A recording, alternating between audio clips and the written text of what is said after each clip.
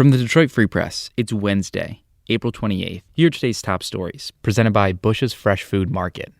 Bush's has over 4,000 Michigan products, including the freshest fruit and vegetables, meat, seafood, and baked goods. Stop by one of Bush's 16 locations for the personal service you expect from your neighborhood grocer. This is Neeraj Warikoo of the Detroit Free Press with some news about a controversial police training session in a Detroit suburb.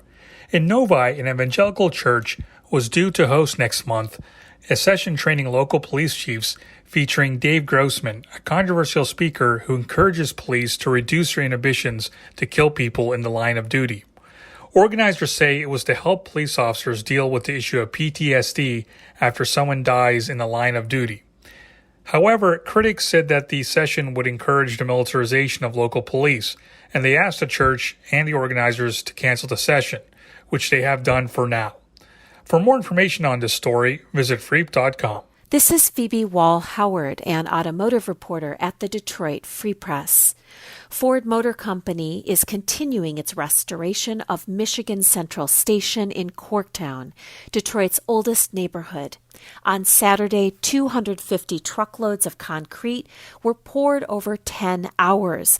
It is one of 4 days scheduled that will result in 11,000 yards of concrete poured at the old train station.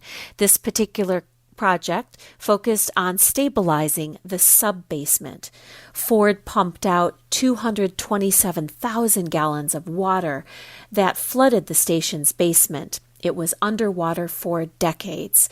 Go to freep.com to learn more about the current project and past projects that have the train station on schedule to open in 2022. For the Detroit Free Press Autos team, I'm Jamie LaRue. General Motors is the only influential Detroit automaker. That's according to Time. The magazine announced its first ever Time 100's Most Influential Companies list Tuesday. GM, Tesla, and Volkswagen made the cut, as well as Chinese carmaker BYD Company Limited. Time's list also included companies such as Facebook, vaccine maker Moderna, Zoom, and Netflix, but not Ford or Stellantis. All of those that made the list were chosen because Time editors evaluated them as companies making an impact in shaping the future. GM was chosen in part due to its stated hopes to eventually go all electric.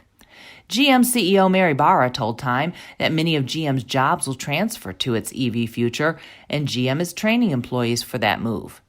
But she said GM still has to tell its story better to Wall Street and, quote, put a few more points on the board with investors to boost GM's $85 billion market valuation closer to EV leader Tesla's $700 billion value. I'm Frank Witzel with the Detroit Free Press. After a weekend in which several law enforcement agencies and hundreds of volunteers battled snow and freezing rain to comb over acres of dense forest, the body of a missing teen was found.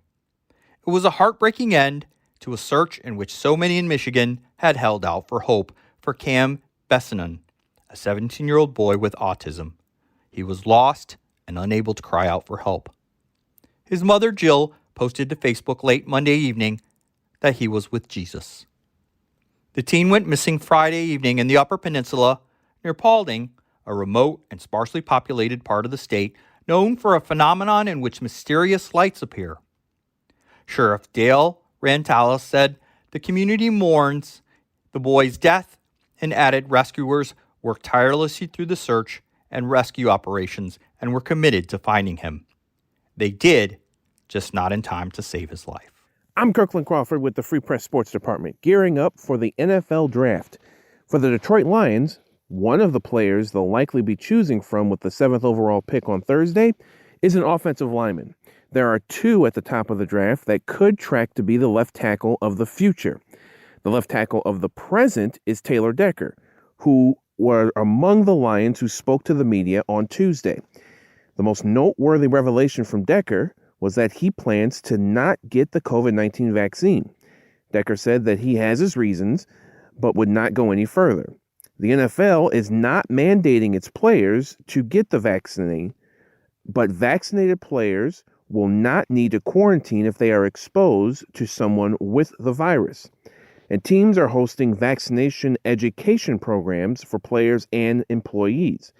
Decker's home stadium, Ford Field, has famously been a vaccination hub for the last few weeks. For more stories from the Detroit Free Press, be sure to check out freep.com. That's FREEP.com. If you're a fan and want to support our quality local journalism, subscribe.